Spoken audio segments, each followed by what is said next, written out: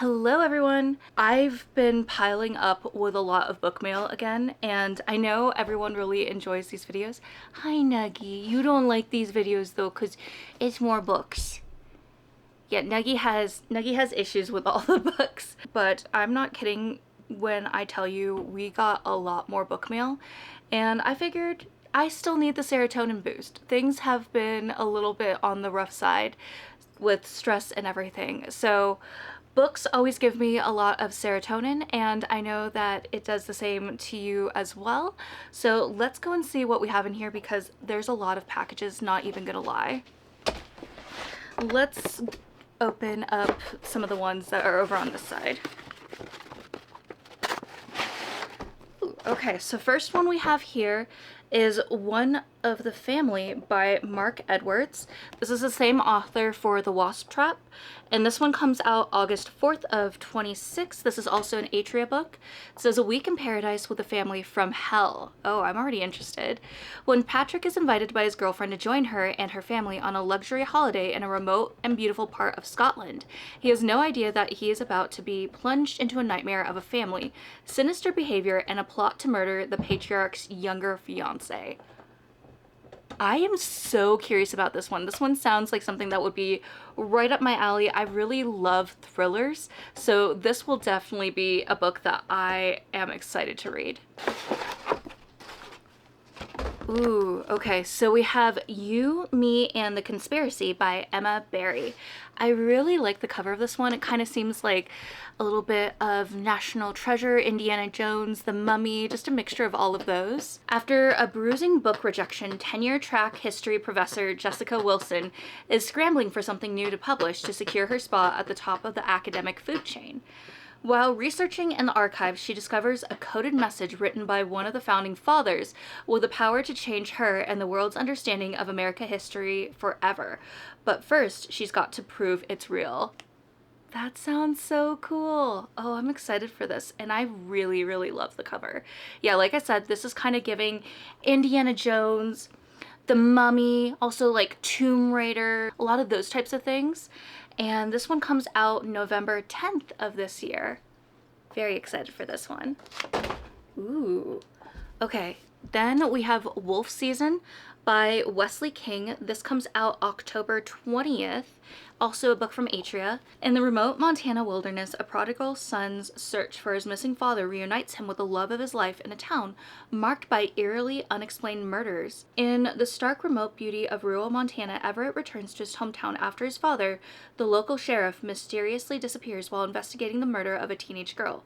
Driven by duty and a deep-seated longing for Bernadine Armel, the girl's older cousin and the woman he has loved since childhood, Everett plunges into untangling the twisted cases.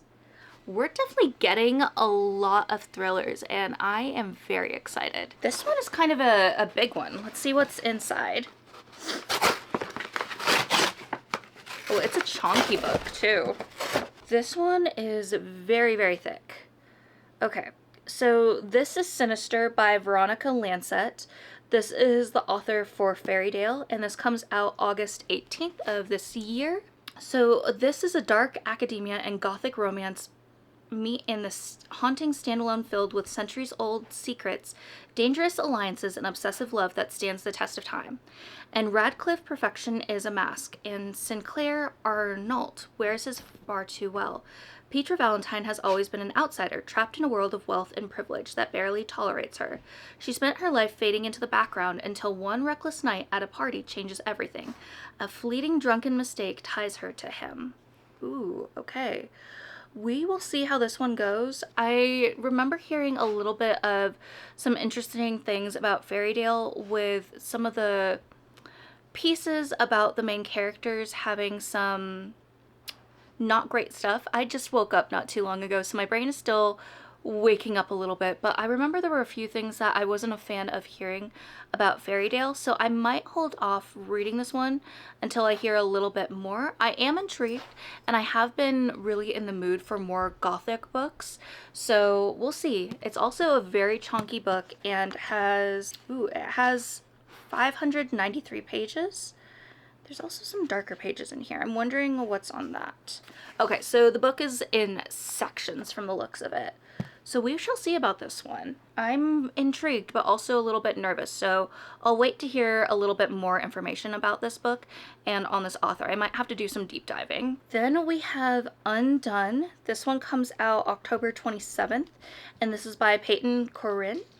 I think I have another book by this author. I just can't remember the name of it at the moment, but I'm really loving the couple on the cover, especially the male with the tattoos. Oh, love it. Torrin Kane has always been a magnet for trouble. Branded as dangerous and brutal, his reputation has followed him from the playground to the ice rink. After a scandal cost him his first-round NHL draft pick, Torrin's last shot at redemption lies with Waterfell University's hockey team, who all despise him for what he did to their captain at the last Frozen Four competition. To make matters worse, Waterfell's new assistant coach is Christophe LeBlanc, Torrin's former coach and the man who knows all his darkest secrets. Lillian LeBlanc is out of chances according to her father.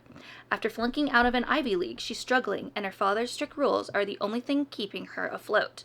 Ooh, okay, so it seems like we have a hockey romance, and I know hockey romance is a little bit one of those hyped things right now, especially with the Off-Campus series on Prime. I have not watched that yet, but I'm kind of getting a little bit into more of my romance era. It's something I go into waves and go back and forth in, but I've been kind of watching a lot more romance stuff and watching The Summer I Turned Pretty on Prime, which is wild for me because if you've been here for a while, you know I don't really do a lot of the romance stuff. But yeah, I've been enjoying it, so who knows? Maybe this could be something I enjoy picking up soon. Ooh. Okay, so we have The Wash Ashores by Hannah McKinnon. This is the same author for the Sandy Page Bookshop, and this is a finished copy of the book. It says, holding together the place that feels like home with those who feel like family. 30-year-old Holly has inherited the historic Cranberry House Inn on Cape Cod from her grandmother, Francine. Only Francine is not dead, at least not yet, and she's not convinced the aging inn is the right fit for Holly. Besides, she has an offer from a real estate developer she can barely afford to turn down. Unsure, Francine decides to give Holly a dry run summer. And time is of the essence because this summer they are hosting the Suttons, a prominent New York family of a famed social media influencer that expects no less than perfection for their daughter's summer nuptials. Ooh, interesting. This definitely seems like a good book to read for the summer as well. It's not too thick, so I feel like this could be a book that I definitely fly through if I decide to pick it up this summer. Ooh, okay. I'm already really intrigued by the cover.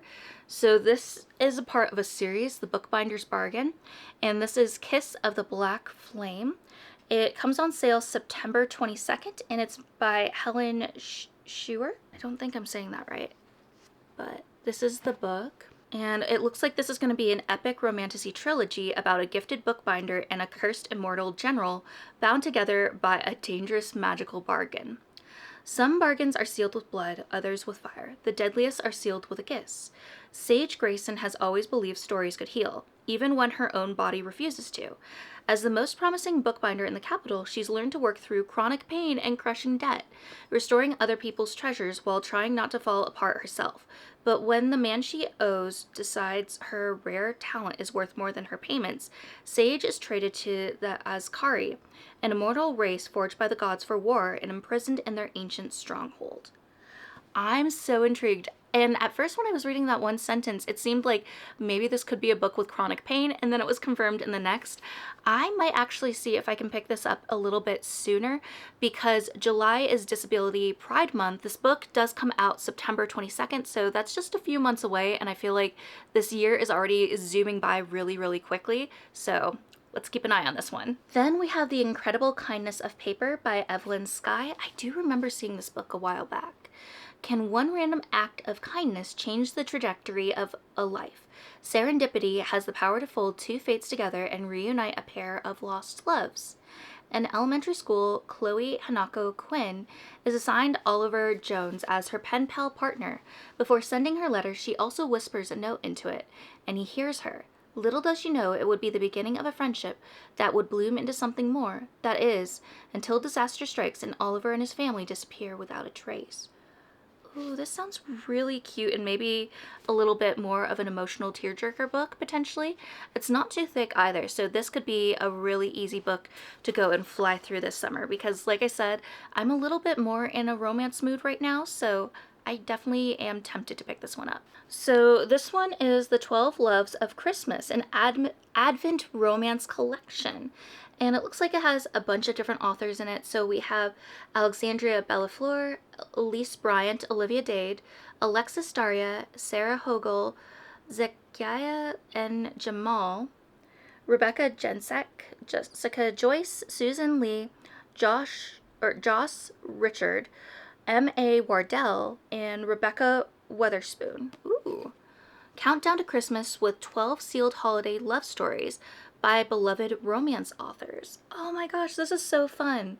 I do remember going and seeing this when I was going and picking out books. So this one comes out September 29th. This could be so much fun. I don't know if I'll read it before this date when it comes out, but I think this would be a really fun book to maybe go and read for December and Christmas time, maybe splitting them up and reading one story for each day of the 12 days of Christmas. I feel like that would be a really fun thing to do. And if you're interested in that, definitely go and subscribe and also let me know down in the comments below. But this could be something we do this year. I think that would be so much fun. Then we have The Art of a Lie by Laura Shepard Robinson. Ooh. So this says London 1749. Following the murder of her husband in a violent street robbery, Hannah Cole is struggling to turn a profit at her confectionery shop on Piccadilly, as her suppliers are conspiring to put her out of business. So when she learns that her husband had a large sum of money in his bank account, the surprise is at first extremely welcome. But her financial windfall attracts the attention of author turned magistrate Henry Fielding, who believes the money might have been acquired through ill-gotten means and seeks to confiscate it. So this kind of seems like a historical mystery type of book, which definitely could be a lot of fun. It's also not too thick of a read as well, so we'll see. I feel like this one might be one I'd feel a little bit more likely to gravitate towards the fall. I don't know why, but fall always seems like perfect for mysteries. We still got quite a few more. Ooh, okay. I am already loving the cover on this one. So this is Vengefully Matched, and it's by Audrey Goldberg Rofe. Every time I see that last name, I keep forgetting to go and look it up. But this one is by the same author that did Hopelessly Devoted, and this comes out October 6th. I am loving that. Look, that is so pretty. Okay. Priscilla Hart does not do regret, except maybe for the small matter of her fleeing her own wedding in a cloud of magical fireworks. Now the town's most infamous runaway witch, she's determined to rebuild her reputation on the Witchery Council and prove she's more than a scandal in heels. Agatha Vanderbilt Boyson, the newly elected council president, is everything Priscilla can't stand. Composed, proper, and infuriatingly perfect. But when a string of dangerous magical explosions points to Priscilla as the culprit, Agatha makes an impulsive move, announcing that they're dating to save her from exile. Oh, so we got a sapphic book right now. This is actually perfect because we're still in Pride Month currently when I'm filming this, so I might see if I can sneak this one in.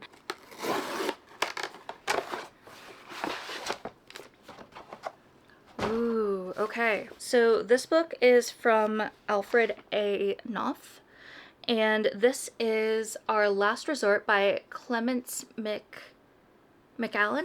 And they also wrote The Quiet Tenant, which is a book I do have on my shelves that I've been meaning to go and read and get to. Frida and Gabriel arrive seeking a fresh start at the stunning Ara Hotel in the secluded desert of Escalante, Utah. Once so close they were able to finish each other's sentences, they've grown apart in recent years after a sudden unspeakable tragedy.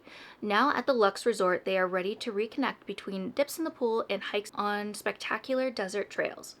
It all feels like paradise until the dead body of a beautiful young woman who's vacationing at the Ara with her powerful, much older husband is discovered. Oh, I'm so curious. It says they escaped the cult, but they can't outrun the past. I'm so intrigued. This sounds like a book that would be right up my alley. Not too thick of a book either, so we'll see. I really want to read The Quiet Tenant still by this author, so maybe I can read both of these around the same time. Okay, then we have Please Don't Go by E. Salvador, and this is an Atria book as well. He can't stop thinking about her. She wants to forget him, but fate seems to have other plans. Josephine Resendez is trying to survive the weight of grief while pretending her life hasn't come to a complete standstill. She doesn't know how to name what she's feeling or how to fix what feels broken inside her. All she knows is that staying afloat is getting harder by the day. Daniel Garcia looks like he has everything going for him, a gifted shortstop with a future everyone believes in. He carries himself with easy charm and quiet confidence. What no one sees is the guilt and loss he's been carrying since his brother's death. Grief he's learned to hide behind smiles and discipline. Ooh. So maybe this is a little bit of like depression romance, if that makes sense. Grief romance. But it's a little bit of a chunkier read. I'm very curious. I remember seeing this book and being intrigued and wanting to pick it up. So I'm excited to go and check this one out, especially this summer, because I feel like it would be a perfect summer book. So it looks like we got an ARC for the Washer Shores. So I have a finished copy, and then I also have an advanced reader's edition.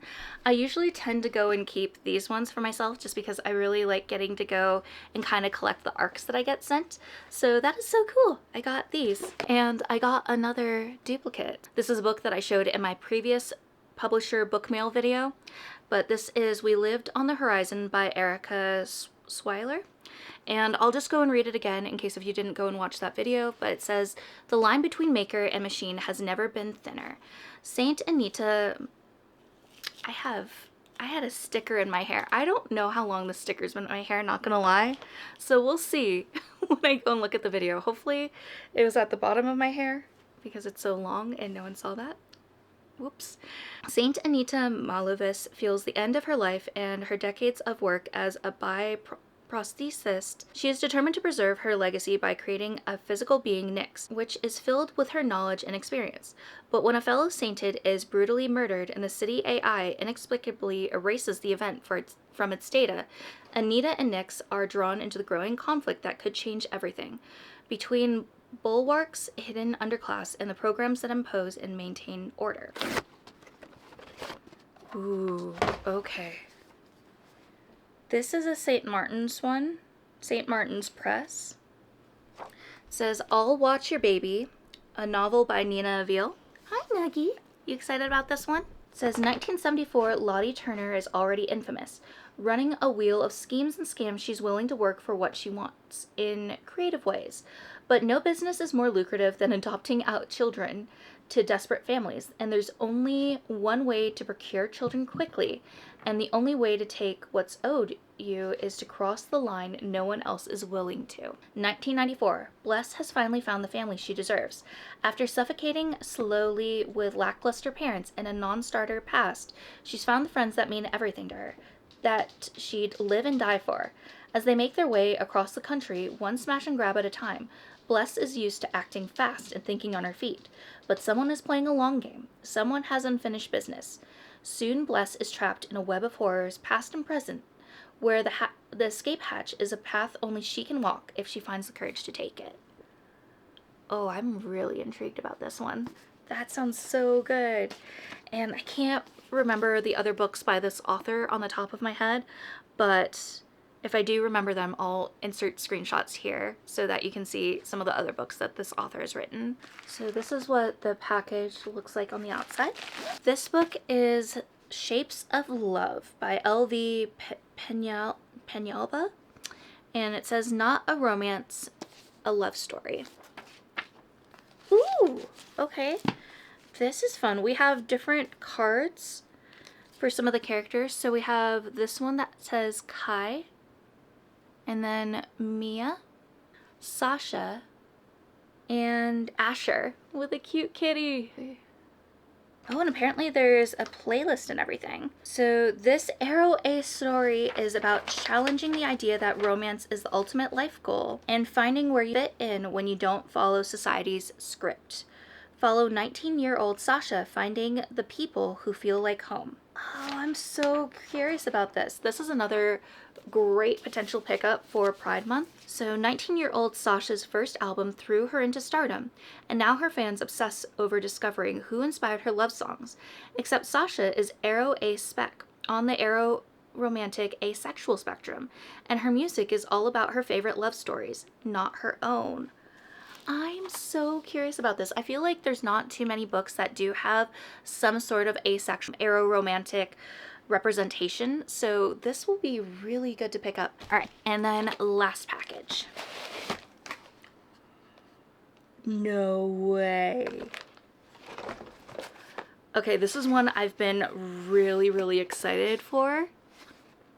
She raises hell, he raises the dead. What could possibly go wrong? Raise a glass, raise the dead, destined to be a cult classic. I am so excited. I am so excited. Oh my god, that's so cool. That is so cool. Okay, hang on. I need to get my phone. Okay. I am so sorry. I had to go and get my phone and everything and take additional pictures because this is so cool. Hopeless Necromantic by Shiloh Breyer. And it says, death got you down, let us raise you back up. Citizens of Nilemas, tired of your loved ones always keeling over? Have some unfinished business with a friend, relative, or stranger you found on the ground? Come on down to the home of Secrus Katsai, Nichabod, fabled necromancer of Nilemas. He'll have your corpse of choice back on his or her feet before you can say rigor mortis. Free incense with every resurrection. You're going to need it. Risks associated with the resurrection of a dead loved one may include the following: nausea, vomiting, lightheadedness, intense regret, mental and emotional turmoil, damage to your person or personal belongings should you drop to your knees, wail, rend your garments, etc. So on and so forth. A signature is required pre-resurrection, relinquishing Katsai from any liability regarding your satisfaction or dissatisfaction with the services rendered. Your local fabled necromancer. That's so cool. And then we got a D20. That is so cool. It says, if hopeless necromantic characters were based off D&D roles, Hellspira would be roll with disadvantage. Hell's is made of tough stuff, but those demonic impulses, brutal. And there's like there's a little skull if you do a D20.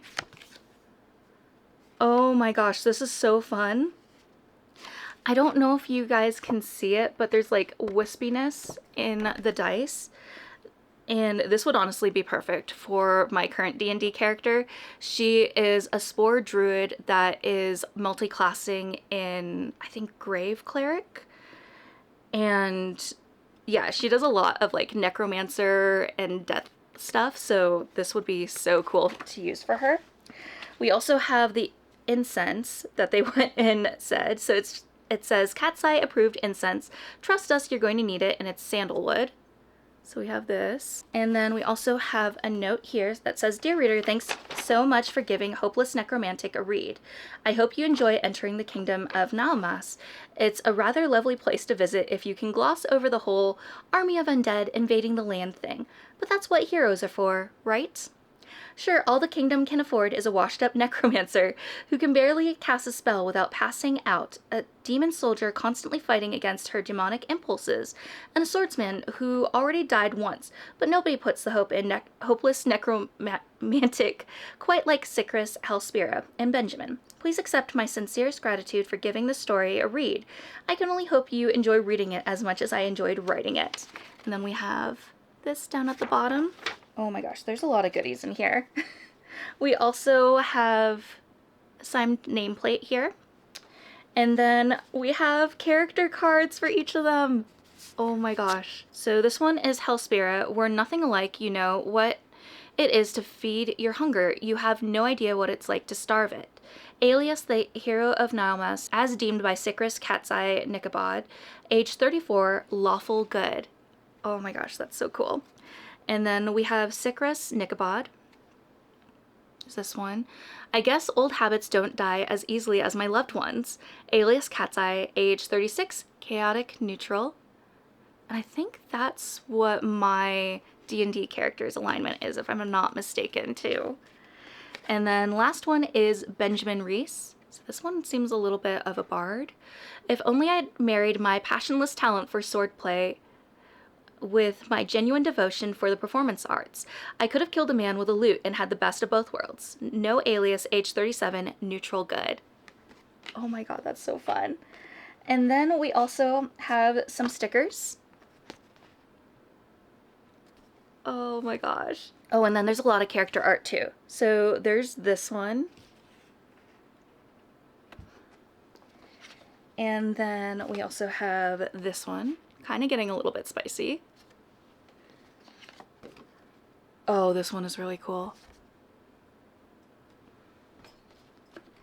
And then also this one. And then very lastly, the book itself, Who Said Romance Was Dead? A Hopeless Necromantic by Shiloh Breyer. She raises hell, he raises the dead. What could possibly go wrong? When new recruit Hellspira takes on the doomed mission that no other soldier wants, life and death start to get a little complicated. Hellspira must play escort to Sacras, a frustratingly handsome necromancer with the power to raise the dead in his attempt to stop the undead army at the edge of the kingdom, though no one thinks he will succeed, not even Sacras. As secrets come out and the two grow closer, will Sacras's and Hellspira's changing feelings for each other be enough to overcome the growing danger? I am so excited. I remember seeing this book last year and I was like, I feel like this would be a book that's right up my alley, and there's just so many pieces about it that get me excited. And the fact that I got D&D dice with this, so cool, so much fun. I'm very, very excited. Oh, and then at the bottom of the box, I have to keep this box. This box is too cool to not keep. But these were all the books that I got in this book mail video, which is so much. So I can't hold them all up, but I got a total of 19 books in this book mail haul. Holy crap, I am so excited for so many of the books that I got. I can't wait to read them, and I already have some plans on trying to squeeze them in for my TBR this month and then a few next month as well. But as always, if you're ever curious about how I go and get book mail and how everything works that way, I do have a video that I will link up here and also have in the description below if you're ever curious how people like me are able to go and get book mail. It's something that I'm extremely grateful for and always have pinch me moments where I'm like, wait, is this real life? Am I actually getting books in the mail for free to go and talk about them? Absolutely wild, but again, super, super grateful and just in awe that this is happening. It's so cool. But as always, if you do enjoy these videos, it would mean so much to me if you could go and like, possibly go and subscribe, and even go and hype to my channel. Hyping is a newer thing on YouTube. It really helps go and push videos out to other people on the internet, especially who haven't been on my tiny corner of the internet. And if you got into this part of the video and don't know what to comment, maybe go and leave a skull or maybe some dice, just something that kind of screams D&D and necromancer. So yeah, for this book. And I always wrap up my videos with this little reminder to always remember that you're worthy and capable of amazing things. Bye, friends.